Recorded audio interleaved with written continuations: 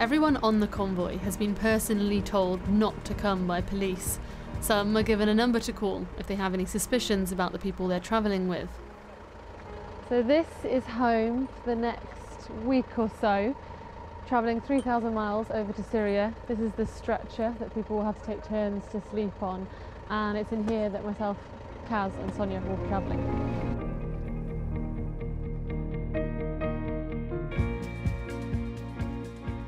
You had a total of £25,000 taken off them, which was meant for the refugees and orphans to be spent over Ramadan. That's different because it's not an ambulance, it's not baby food, it's money that could be used for anything.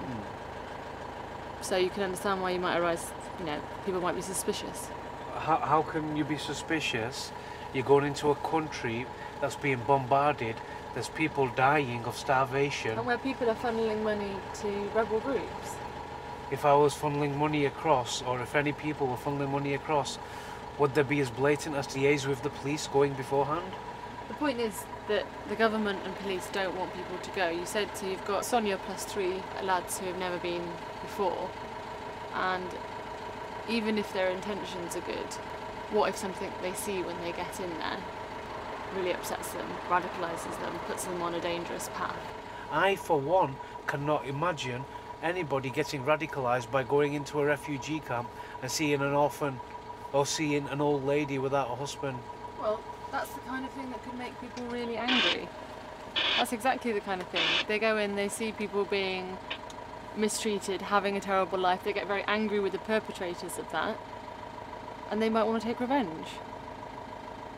That's the point. That's why the government doesn't want people to go. No, that's not the point. That's not the reason the government don't want them to go. It's one of the reasons. The government don't want them to go because they don't want them to join terrorist groups, which is totally understandable. We don't want anybody to join any terrorist groups. We don't want people beheading other people. We don't want people's heads going on YouTube and the rest of social media sites. We're humanitarians. It doesn't matter who you are. We will help.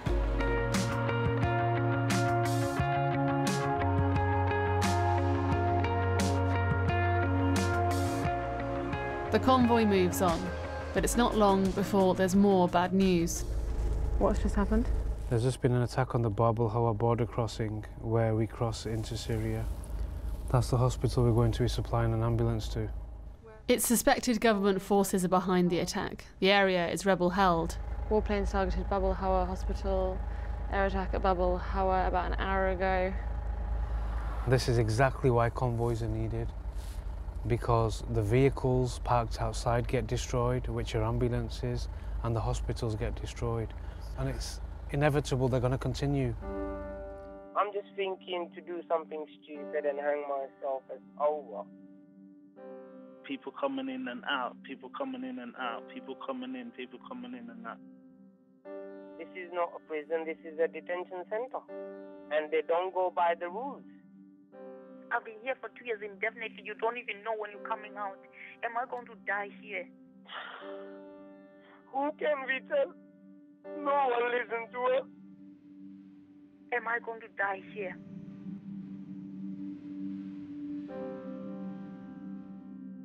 Tens of thousands of people enter detention centres every year.